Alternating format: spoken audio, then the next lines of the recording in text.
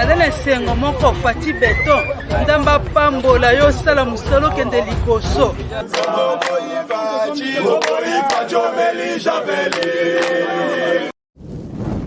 Soi-disant, hein.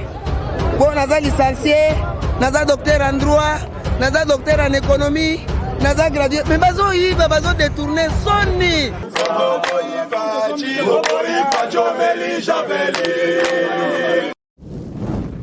Makala o combien de présidents balekani abayebi yango te ye penda ye kolongoso na système mboka to comme bata ville lelo en tout cas nzamba batela ye asala akuto kugana mai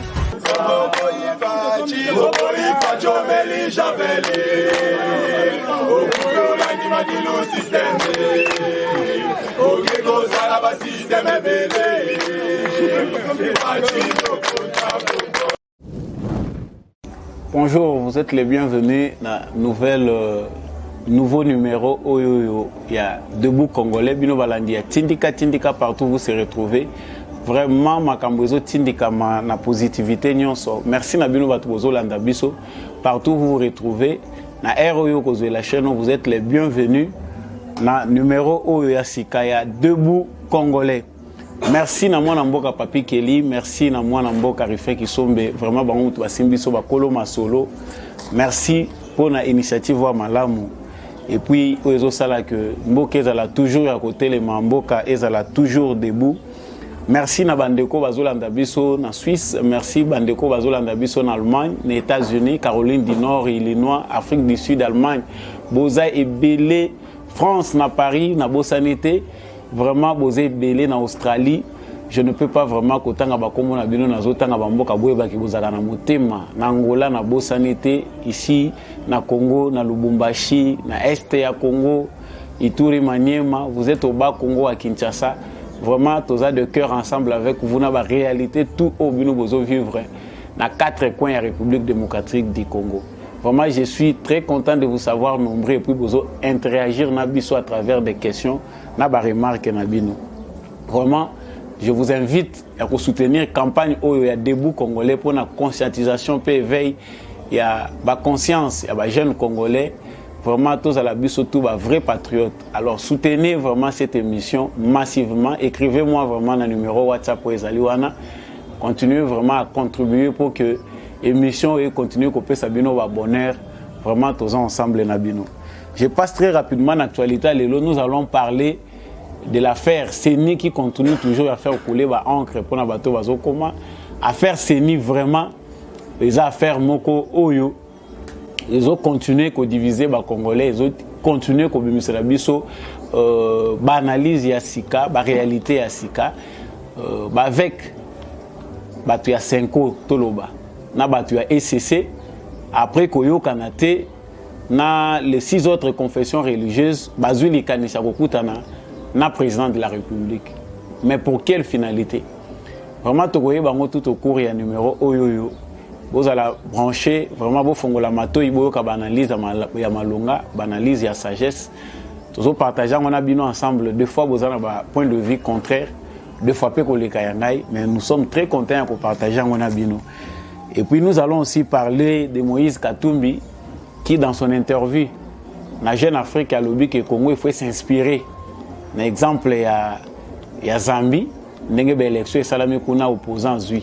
Toyebi ezana makanisi na été et puis azape ko déplorer comme Olive Lembe que justice est sélective. Donc il faut régime ya président Tshisekedi éthique chasse aux sorcières ndenge ya moneliamo. Alors nous allons aussi décrypter vraiment tout au cours de ce numéro. Toyeba, a-t-il raison? Est-ce qu'il a tort? Vraiment, Banamboka Bofongola Matoyi Toyeba Likambouana. Pena Rosuki Sana Likambo Etali Tony Mwaba, Najila Lingeti.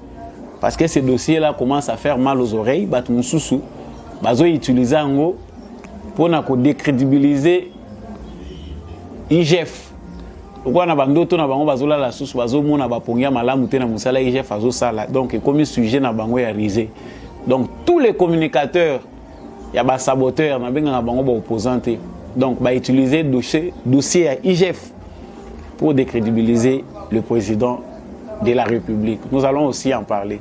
Alors très rapidement, dans les camps au Italie, bande konabiso il y a 5 ans na ECC.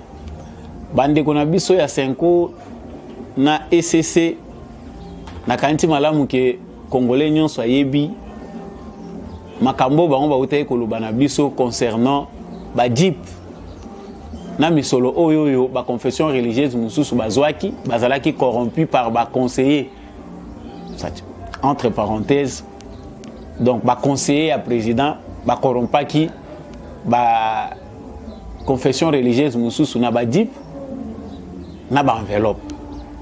Alors on entendait, on s'entendait que bison stomo nanano ba preuve matérielle. Il y a ba accusation wana. Est-ce que ba accusation wana ezala ki fondé toté? Tout kali comme on a ta preuve mon côté o ezala ki ko été to ko soutenir ba allégation ou bien ba accusation ya ba to 5 na ba to SCC. Tout moni malamu ndenge to lekisi mikolo belé awa entre tiraillement na bango ils se sont présentés et pas président et assemblée nationale Mbosso de manière dispersée. C'est-à-dire bato et à 5 ans na SCC basali bloc na bango, les 6 autres confessions religieuses basali bloc na bango pour aller donner à Mbosso où ils allaient qui rapport il y a manque il y a consensus bazangaki. Mais nous sommes dans un pays nulle part dans notre constitution et comment mi était ba confession religieuse il faut bazwa en otage pays pour la makambo etali ba élection. Ce n'est pas écrit dans notre constitution, je l'ai d'ailleurs dit dans d'autres numéros. L'article 211 qui parle ya makambo ya organisation à CENI et kali nulle part kolobela likambo oyo etali ba confession religieuse implication na bango na CENI. Mais c'est par contre na kati ya loi électorale ndé tozo découvrir pouvoir oyo ba pesi à travers loi wana organique pouvoir ba pesi na ba confession religieuse pour ba ponaka animateur ou quoi animaka institution CENI. Voilà un peu d'où vient le pouvoir oyo ba sango ba côté là ba confession religieuse nyonso ba côté là. Mais lorsque ba enango et pas Mbosso président Assemblée nationale to moni ba responsable ya ba parti politique ensemble la Mouka ya Fayulu batu ya FCC avec les familles Chadar. Ils ont tous contesté le non consensus local les athées biso moyen tondi mama kamwana ezate. Il faut à tout prix que la confession religieuse va trouver consensus. C'est-à-dire que la piège tendu par Bango pour que na simanango ceux qui décision ya malongue ezwami na kati ya institution et za parlement parce que le pays ne peut pas s'arrêter sur base ya ba caprice ya ba individu. Je te expliquer comment ils ont leurs intérêts et puis comment ils agissent sur base ya ba intérêt na bango ba action na bango bazo mener ba décision na bango bazo zwa par rapport à CENI eza lié directement na ba intérêt bazo zwa et puis na commandement ya ba parti politique oyo bango baza attaché même s'ils ne veulent pas le dire tout haut. Donc voilà comment après maintes réflexions après avoir écouté ba critique ba suggestion de part et d'autre le président de l'Assemblée nationale Mbosso sage qu'il est a voulu accorder une seconde chance aux confessions religieuses. Lorsque la loi électorale mutepesi bango force wana si c'est loi organique a pesi bango 72 heures ba kende ko trouver consensus. Tout le monde savait. Nous autres nous savons que batouana ba koyo kanate parce que là ce n'est pas les consciences qui jouent les jeux. Nous avons conscience de nous avons mutuna mutazo justifier kanyaka na ye surtout la 5 et l'ECC. 72 heures, je ne sais pas qu'est-ce qui s'est passé dans 72 heures concrètement. Tant que journée, ils discutent de quoi.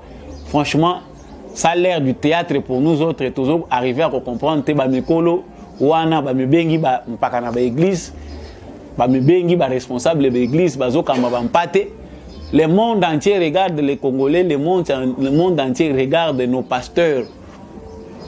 72 heures pour Nabango. Maintenant, basengi lisusu ke bapesa bango 48 heures, bapesi bango 48 heures. Et franchement, ils étaient pour avec parti pris.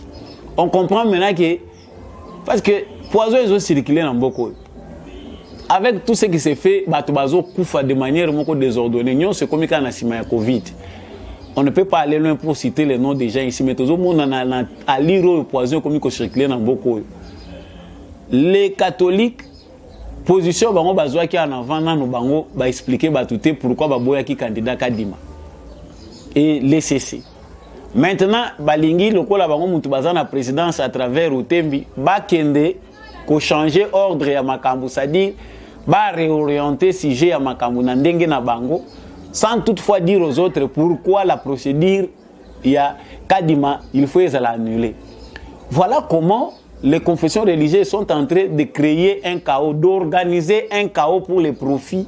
Il y a des partis politiques où ils allaient concernés, où ils allaient impliqués na mafia na bango, topé na orchestre na bango, bango bazali koke. Donc vous verrez bien que tous ces temps qu'ils sont en train de faire passer pour eux, bazan na kati ya ko planifier loko moko, oyo bango balingi ba déclencher via la réforme, il faut envisager dans CENI via désignation à candidat à CENI.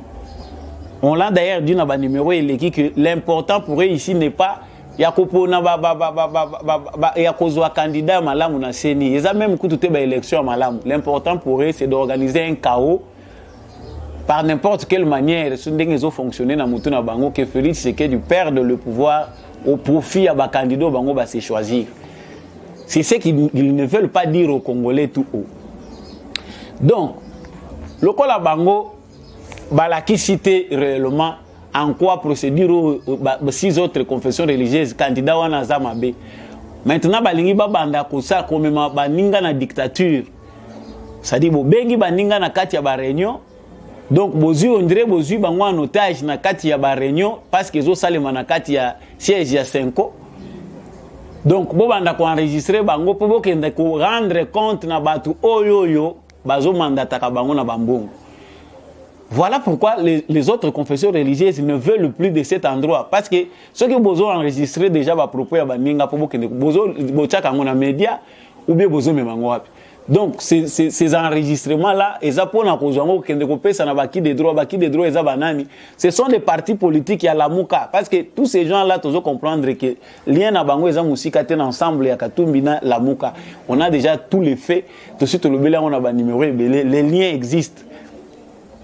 Maintenant, il faut qu'on espionner, Baninga Malobagnon, Sobazoloba, comme Makango, et pas dans le laboratoire, il y a des politiciens à Bango pour analyser. Voir quelle stratégie il faut adopter, alors les confessions religieuses, les 6 autres, Bazotambolana, Dodo Kamba, Bazan a raison, tout à fait raison, parce qu'ils risquent même, parce que ça, ils ont sous assuré Bango sécurité. Vraiment, vous aurez compris que Makambo et Zoleka maintenant, na Katia Senko, tout est orchestré. Batouana bazana nous bazoka ko continuer ko s'échiner, bazaka continuer ko s'obstiner. Ya ko garder biso na ba vieux démon ya kala oyo et même ki biso na ba élection chaotique ou les kaka. Et je n'ai pas tout le temps ici à Korzong et la Maramaloba qui pour vous dire que les catholiques, les protestants portent la responsabilité des sangs des Congolais. Hein? Les Congolais qui sont décédés au Bakoufi, qui sont tués lors des élections passées. Hein? Parmi Bato Bazo Mamakila na Mutuna Bango, les catholiques et protestants sont responsables. Il y a bien des salami na élection où tu vivre en 2006, en 2011, voire même ba échafouré Moussousso et Salamaki na 2018. Mais comment Bato Baza censé réfléchir qu'après 3 fois l'élection, nous pouvons nous asseoir, même si est-ce que Wana peut Salema, il faut expliquer on a battu. À ce stade ici, on peut comprendre déjà que ceux qui battent Baza Malam, Bakolobakeno en tout cas, Bisso en tant que Basali Nanzambe, na niveau autocomi, nous devons nous asseoir, tout ça là, état de lieu. Il y a parcours au Bisso tout ça à travers toutes ces 3 dernières élections. Tout le monde vraiment que tout le monde continue à boiter. C'est-à-dire, il fallait qu'il va proposer à parlementaires que maintenant, pour que ça change, voilà ce que nous pouvons. Mais il n'y a aucun agenda. Bango pour na bango va tirer na bango va leçon te ya makambo eleki. Pour na bango ba élection les cas qui bazaki na ba candidat na bango ko banda na malumalu ngoyi mulunda Corneille Nanga donc basala ki malamu au nom ya ba confession religieuse na bango. Voilà pourquoi il s'échine baza ko s'obstiner ba continuer ko garder biso na ba chaîne wana. Non.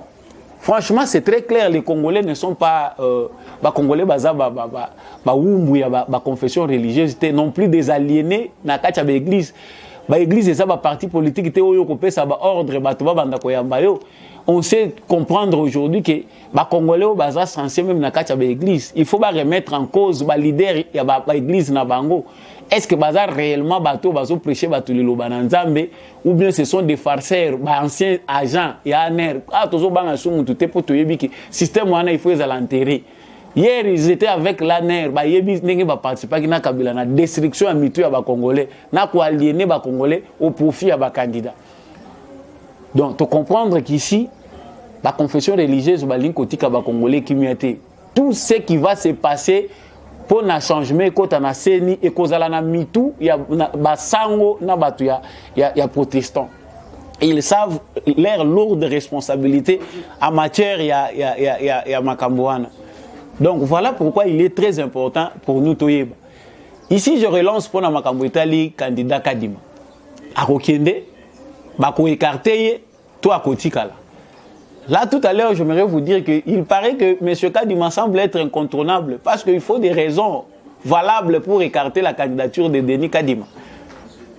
Pourquoi c'est incontournable? Parce qu'il y a une seule tribu qui a présidé la CENI depuis que CENI est à CENI. Ça, c'est de 1. De 2, tant que la candidat Kadima, qu'est-ce qu'on va expliquer Nabalouba? Parce qu'il est du Kasaï. Mais l'église d'ailleurs qui l'a soutenu n'est pas du Kasaï, l'église ouanesa majoritaire dans le Bas-Congo. Ndé va présenter comme candidat. Et ça, va présenter candidat.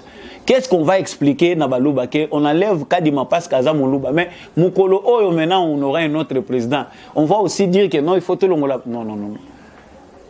Alors, on comprend ici que ce n'est pas les candidats Kadima qui dérangent, mais ce sont des bonnes élections aussi qui dérangent. L'expertise de ces messieurs-là est très important pour l'avenir de l'élection dans Mboka Nabiso. Il a un CV qui convainc.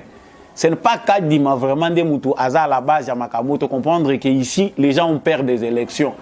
Alors crainte na bango élection ils ont poussé bango ba organiser sabotage.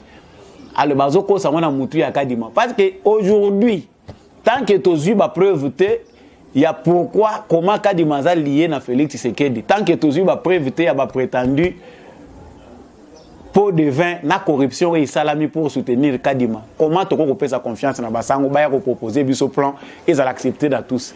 C'est pourquoi là je profite pour dire que les évêques, toi 5 ans, na toi protestants, bazo bongi c'est la biso chemin pour la réforme et un système électoral. C'est-à-dire le système électoral peut commencer quand bango moko bazo œuvrer pour ba biso na nzela wana. Voilà comment ils organisent un chaos parce qu'après le chaos personne ne peut souhaiter ça. Et puis, Bassango bazo s'entêter même contre gré à Vatican. Je l'ai dit ici dans le numéro passé, bazo continuer à contester. Le Vatican a déjà demandé à ce que Batu, Bandekoya catholique, Batika, Politiciens, Basala Moussala na Bango, s'occuper de l'affaire où ils ont la religion. Cacophonie est à niveau du Vatican.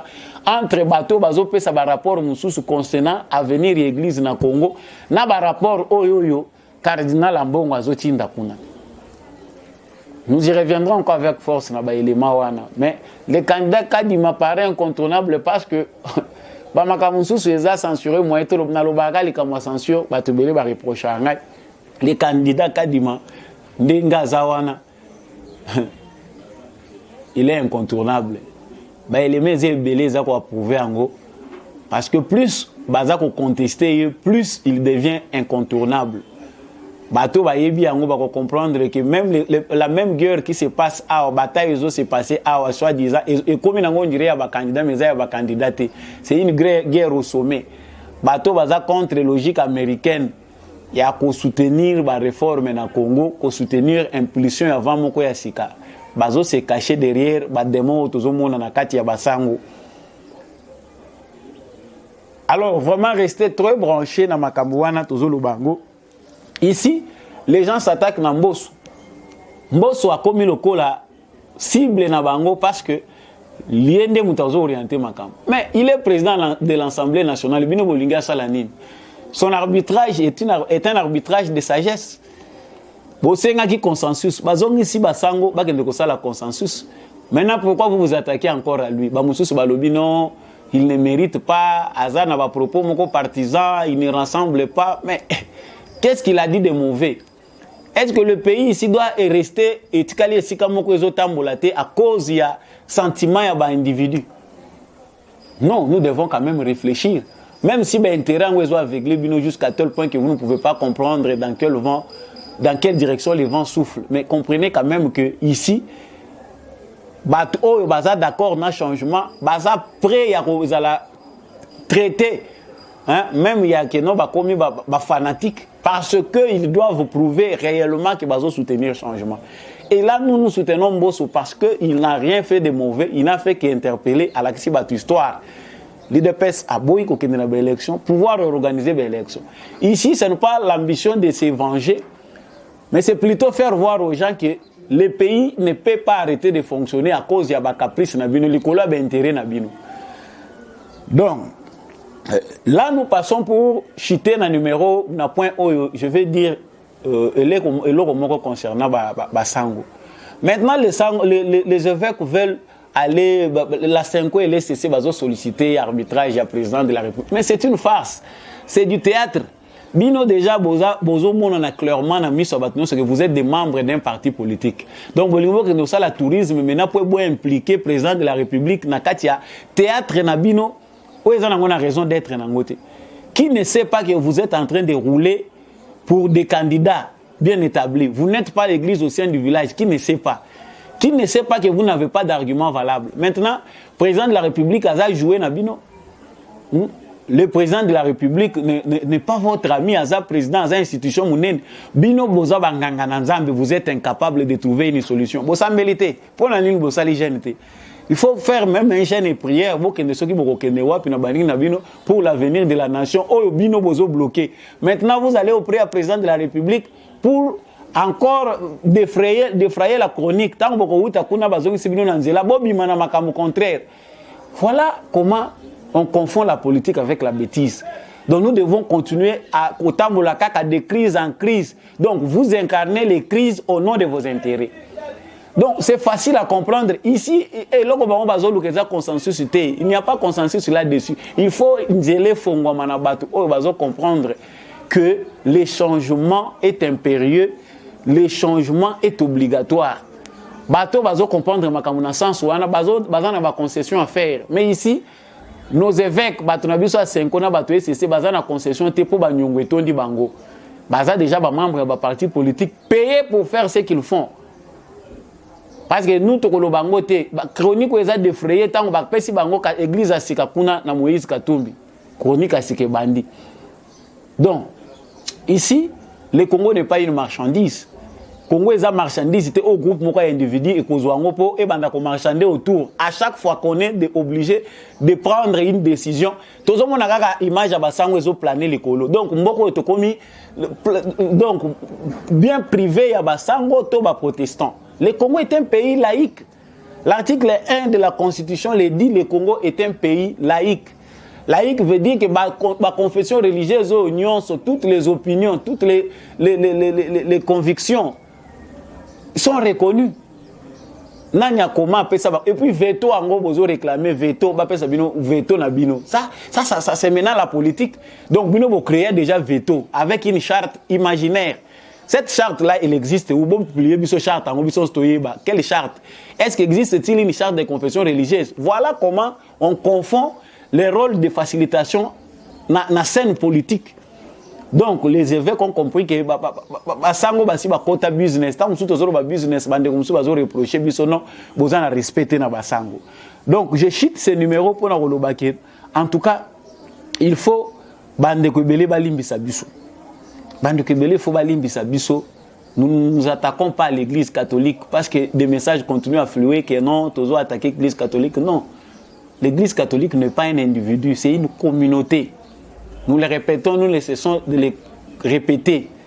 Ici, les responsables de l'église catholique ont accepté de porter une veste politique, comme que ça la politique, yango baza confondu na ba politicien. Alors, loin de nous, idée à kolinga ko injurier bango pour blesser. Non, na kati ya ba catholique, ba parti politique et belé ba membre ba parti politique, ba politicien belé ba zalaka na catholique. Alors, je pense que ce sujet-là, on a vraiment toujours les Kango. Bato va comprendre beaucoup, malamu, que M. Kadima semble être incontournable pour chuter ici, dans Makambouana. Donc, l'image à Kadima est difficile, balongolango, détachant on a séné, comme on dirait, élément important où ils ont tourné dans le débat. Dès que Moïse Katumbi a lobby justice, c'est sélective, ils ont instrumentalisé. Justice sélective instrumentalisée, mais Moni, ça se comprend.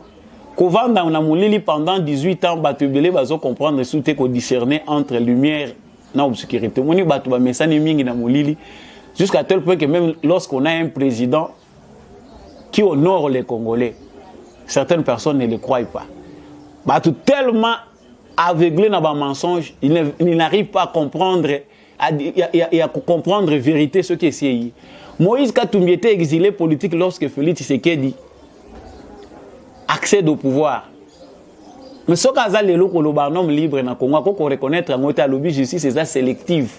Mais ce qui est normalement justice sélective. Mais est-ce que Makambo est accusé qui est ce qui est justice sélective ou ce qui les lois vendent dans le Congo, Batikali ko reproché était justice est rendu na babande ko accusé ka kotsa ki ba mercenaire. Justice sélective wana yango te epesier et innocenté epesier kimia azolo banom libre na kati ya Congo. On comprend ici que M. Moïse Katumbi parle le langage de Joseph Kabila. Il y a à peine Olive Lembe parlait le même langage. Olive Lembe lobby justice est sélective et pour la catégorie moko ya ba citoyen eza kotika ba mosusu. Aujourd'hui, Ndeko Moïse Katumbi revient sur les mêmes paroles pour parler d'une justice sélective, d'une chasse aux sorcières. Donc on comprend qu'en termes d'intérêt, avant d'abord d'aller en politique, en termes d'intérêt, les kabylistes, les gens de Katumbi, les gens d'ensemble sont tous les oiseaux des mêmes plumages. Ce sont des gens qui ont participé au pillage systématique de ces pays. Ils ont participé dans ce pillage institutionnalisé. Donc, Moïse Katumbi veut nous dire que ceux qui l'autre posaient question, il y a qu'auditer, les Congolais, la gestion de la province à Katanga, c'est que la justice est comme sélective. Moïse Katumbi veut maintenant nous faire croire qu'il faut tout s'en passer. Hein?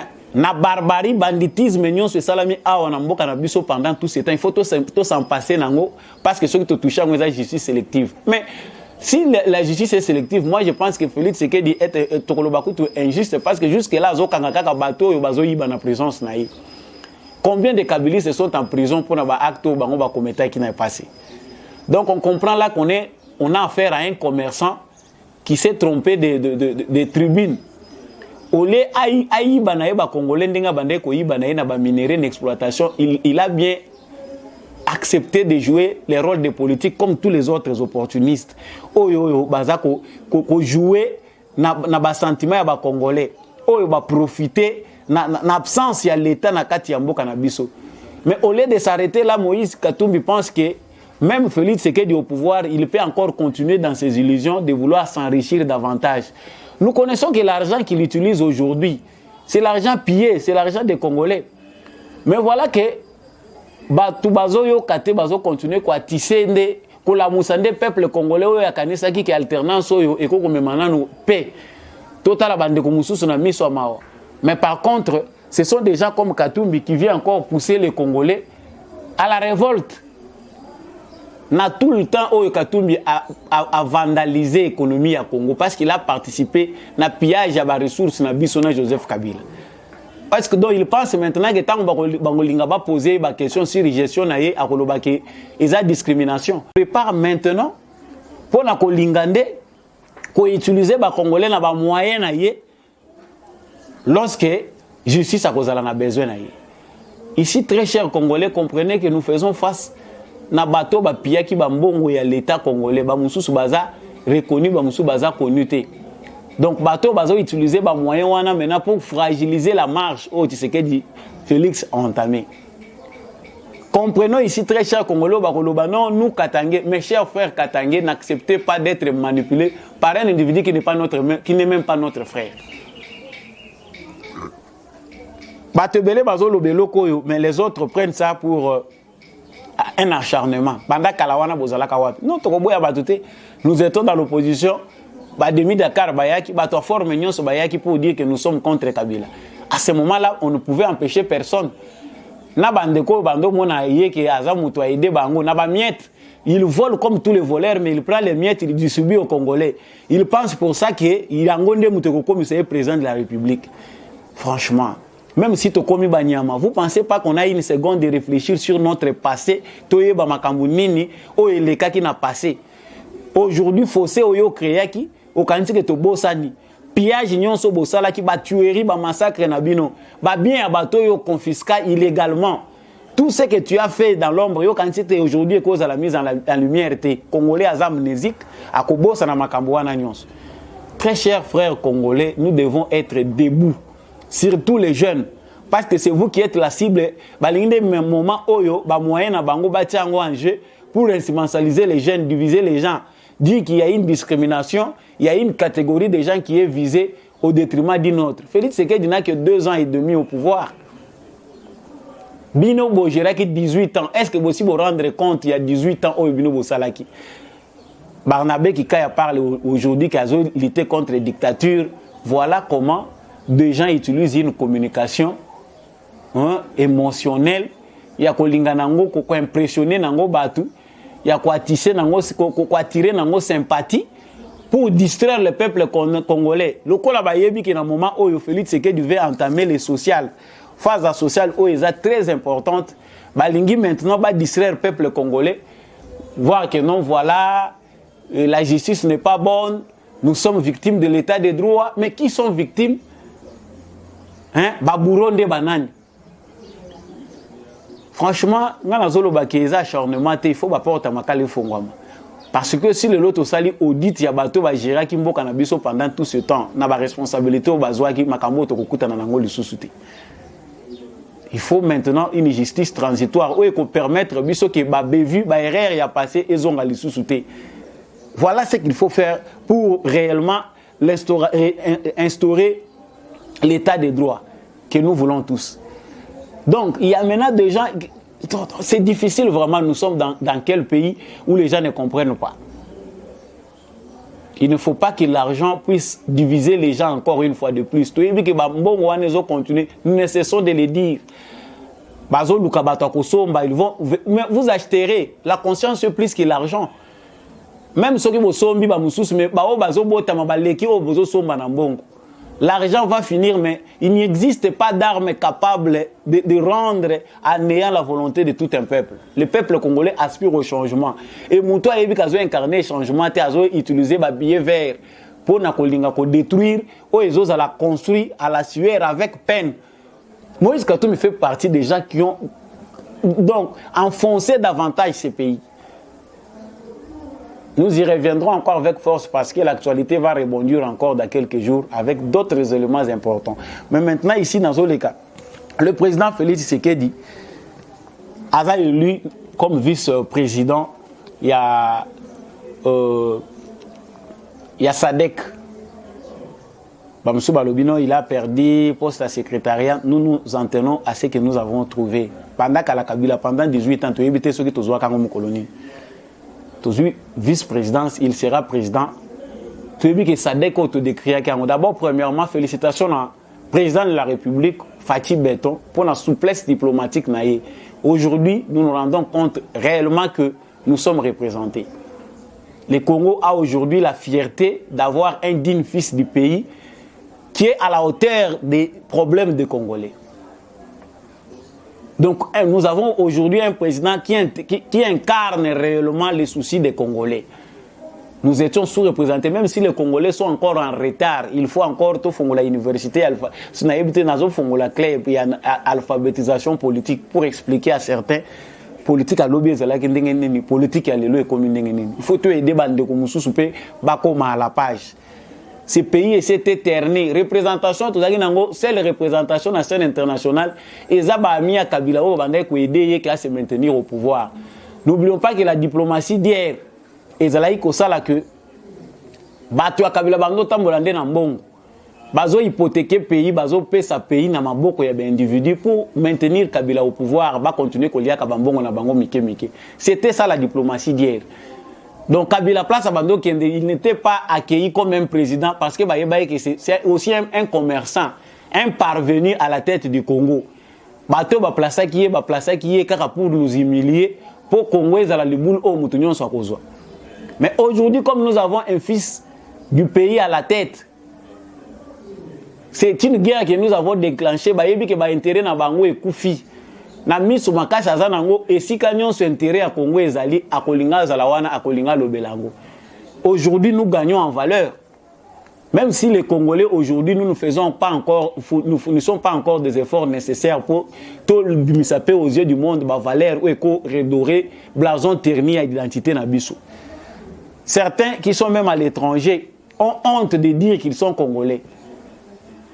Non, je suis 50-50, ma mère est française, mon père est congolais. Juste pour se cacher, parce que la nationalité congolaise est la nationalité moko ekoma ya soni.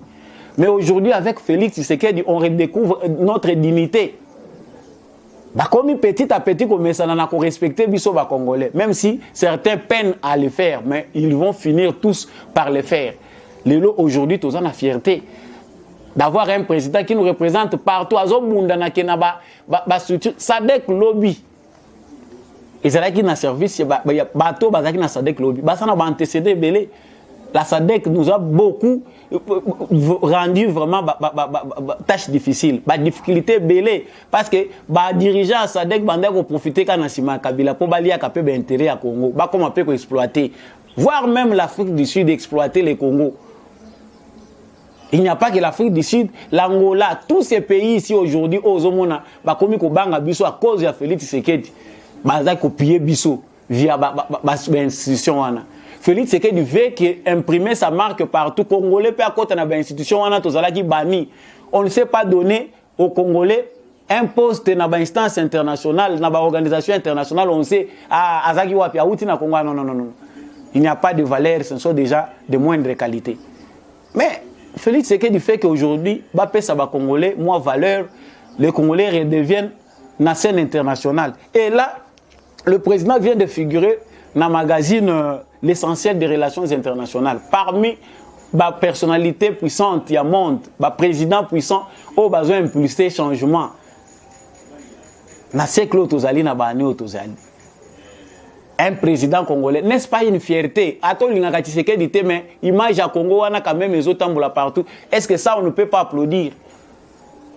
Cette fierté aujourd'hui, même si nous n'avons pas encore tout ce que nous cherchons, même si nous ne mangeons pas encore à notre faim, mais le fait d'aujourd'hui, le Congo, on en parle partout.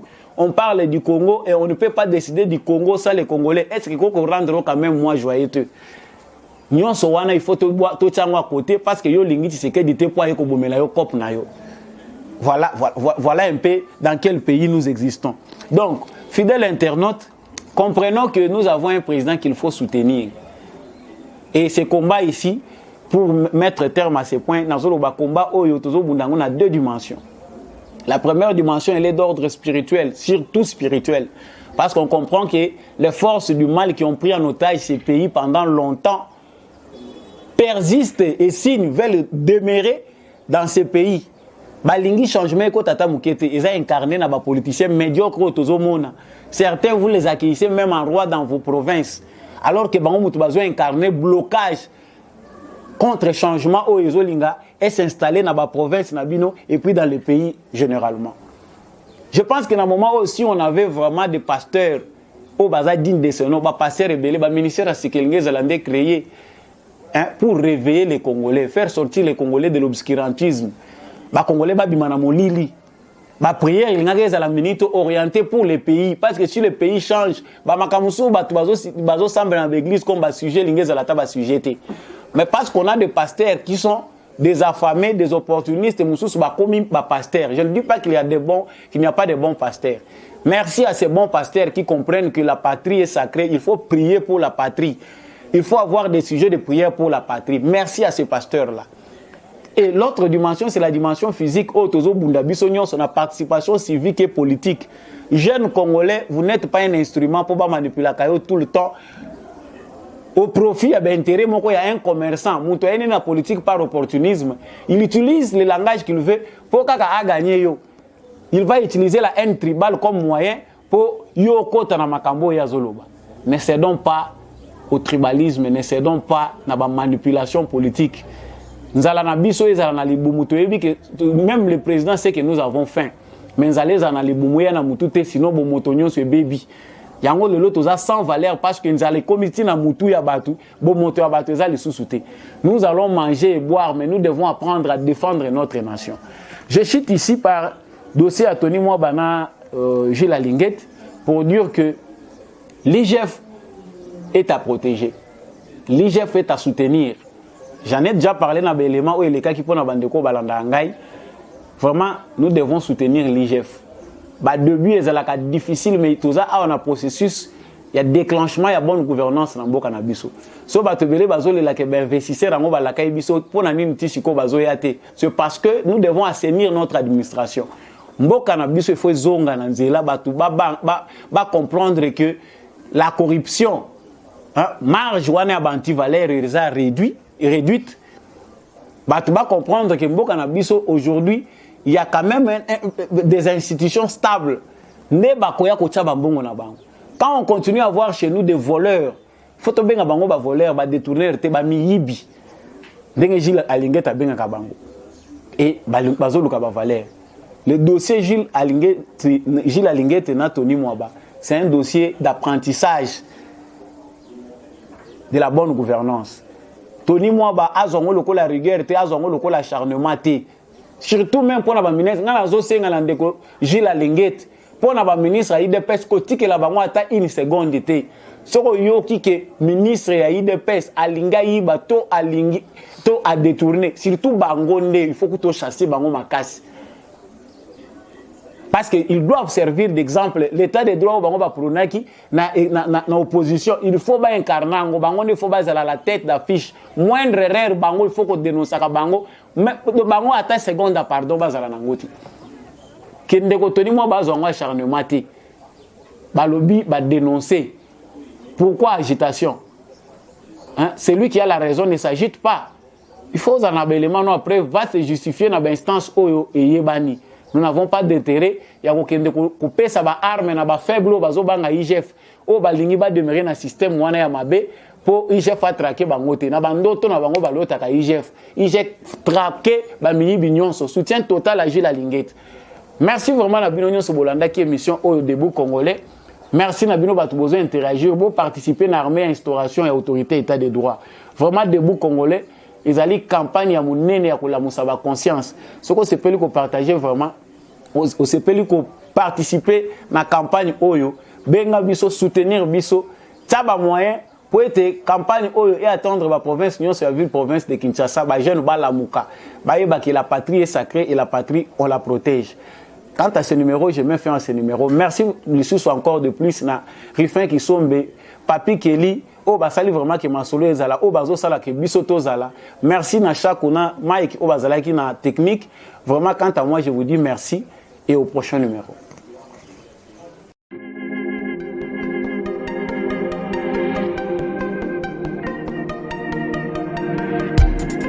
Après 25 ans d'expérience, eh oui, de 1995 jusqu'à ce jour, Elton Store, l'unique shop congolais de Londres, la Grande-Bretagne, où il la Londres, et Zaliko ça la fierté à la communauté Nabiso, et surtout, il y a un homme d'affaires congolais sérieux dans la diaspora. Oh yes. C'est créé Elton Store et Zalika Kamoko. Le sérieux. Accueil, na service qui toko na ba client na ye. Avec ma produit na ye, où y a première classe, y a qualité supérieure. Oh y a ma bombe à mi Elton Store. Oh yes. Mon crime bimbe yeba. Ma maman ya Londres va confirmer. Elton Store, c'est le perso des produits cosmétiques. Ya solo produits originaux. Et yes, les alipes perso et produits alimentaires naturels et organiques. Au travers de nos produits cosmétiques, Eden Store détient le secret. Secret ya solo, où ya poso ya maman moi c'est qui toko. Poso ya moi so penza basali kolula. Poso ya moi so mobala kotala ya lembate. Poso so kotamboli masanga sima. Eh oui. Yango ne ba produit ezote kama na kati ya Eden Store. Na ba produit alimentaire. Où ya Eden Store, yango de secret ya cuisine ya maman congolaise. Ah oui. Nyonso ko se pensa mobali na yo ezali. Pondu, matembele, ngai, ndole, fumbwa, ndunda, bilembwe, oyo nyonso penza, oyo kobonga pona cuisine na yo ezali. Oh yes. Olingi mobali na yo asepela na yo libela na libela. Olingi mobali na yo atalaka yo lokola mwasi azali kolula sika. Oh yes. Olingi mobali na si biloko nyonso tielaka ye na mesa. Secret zali kaka moko. Eden Store.